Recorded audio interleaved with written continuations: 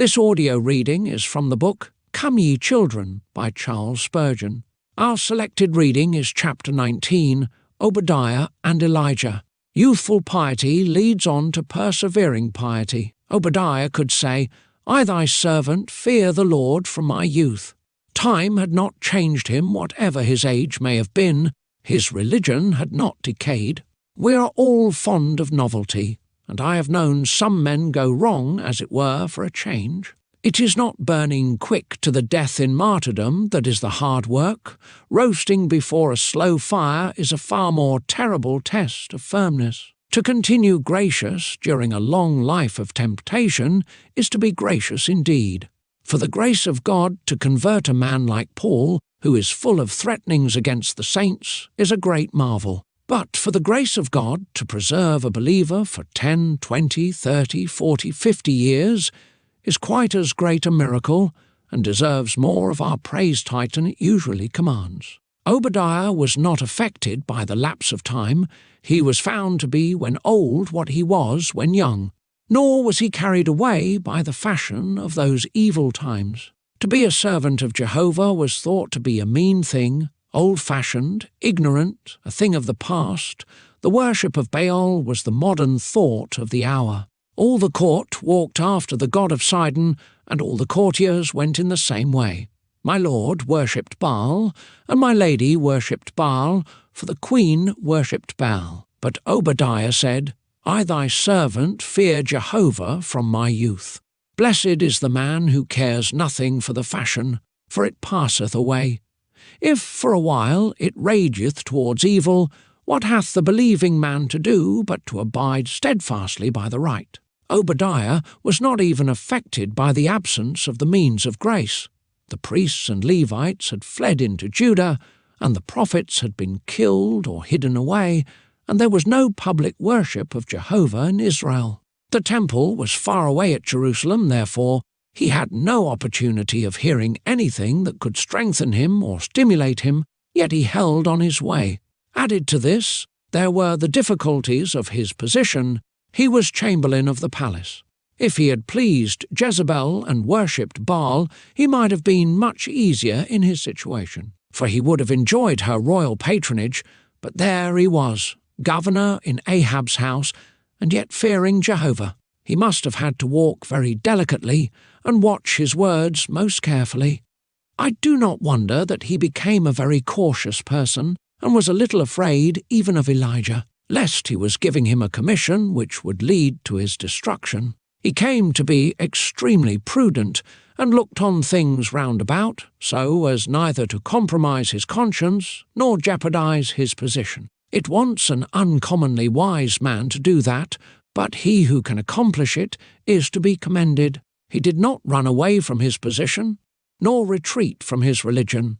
If he had been forced to do wrong, I am sure he would have imitated the priests and Levites and have tied into Judah, where the worship of Jehovah continued.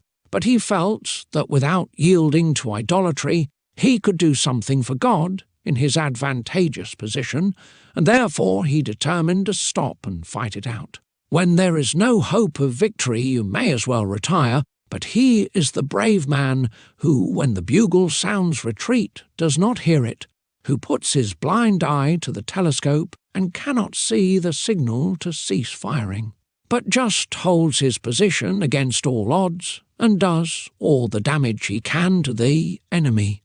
Obadiah was a man who did in truth hold the fort, for he felt that when all the prophets were doomed by Jezebel, it was his part to stay near the tigress and save the lives of at least 100 servants of God from her cruel power. If he could not do more, he would not have lived in vain if he accomplished so much. I admire the man whose decision was equal to his prudence, though I should greatly fear to occupy so perilous a place. His course was something like walking on the tight rope with Blondin. I should like to try it myself, nor would I recommend any of you to attempt a feat so difficult. The part of Elijah is much safer and grander. The prophet's course was plain enough. He had not to please, but to reprove Ahab. He had not to be wary, but to act in a bold, outspoken manner for the God of Israel. how much the greater man he seems to be when the two stand together in the scene before us.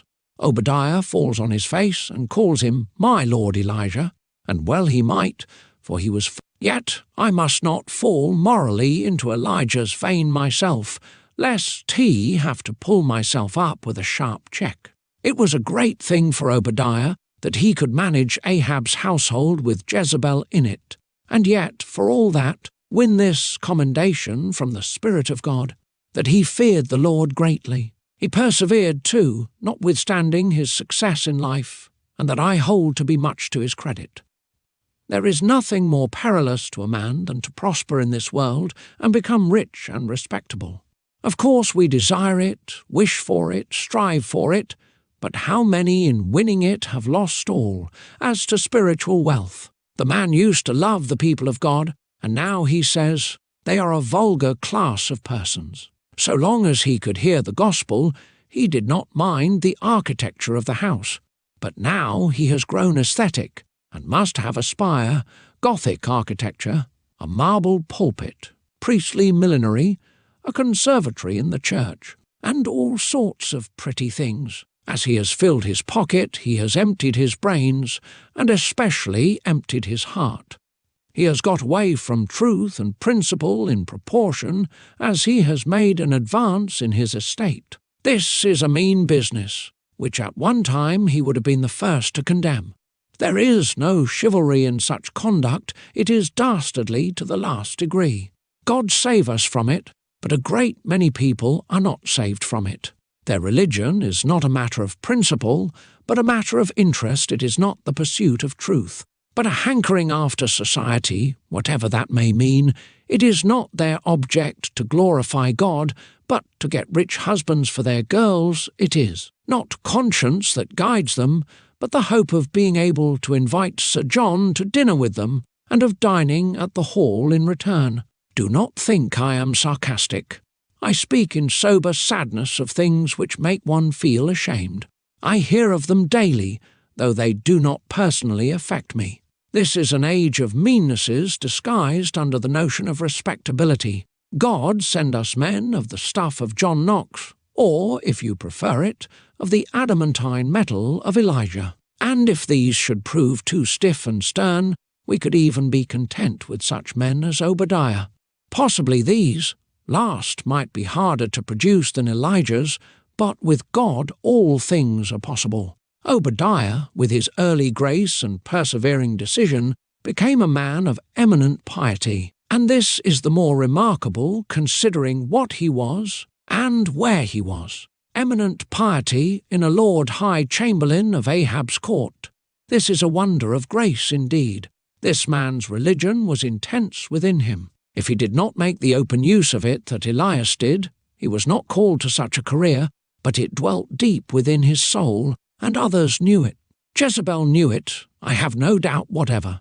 She did not like him, but she had to endure him. She looked askance at him, but she could not dislodge him. Ahab had learned to trust him, and could not do without him, for he probably furnished him with a little strength of mind. Possibly Ahab liked to retain him just to show Jezebel that he could be obstinate if he liked, and was still a man. Account for it how you may, it is singular that in the centre rebellion against God there was one whose devotion to God was intense. As it is horrible to find a Judas among the apostles, so it is grand to discover an Obadiah among Ahab's courtiers. What grace must have been at work to maintain such a fire in the midst of the sea, such godliness in the midst of the vilest iniquity? Obadiah's early religion became comfortable piety to him afterwards. When he thought Elijah was about to expose him to great danger, he pleaded his long service of God, saying, I thy servant fear the Lord from my youth. Just as David, when he grew old, said, O God, thou hast taught me from my youth, and hitherto have I declared thy wondrous works. Now also, when I am old and grey-headed, O God, forsake me not. It will be a great comfort to people, when old, to look back upon a life spent in the service of God. You will not trust in it, you will not think that there is any merit in it, but you will bless God for it. A servant who has been with his master from his youth ought not to be turned adrift when he grows grey. A right-minded master respects the person who has served him long and well. Suppose you had living in the family an old nurse who had nursed you when you were a child and had lived to bring up your children. Would you turn her into the street when she was past her work? No, you will do your best for her. If it is in your power, you will keep her out of the workhouse. Now the Lord is much more kind and gracious than we are, and he will never turn off his old servants. This concludes our reading. Thank you for listening.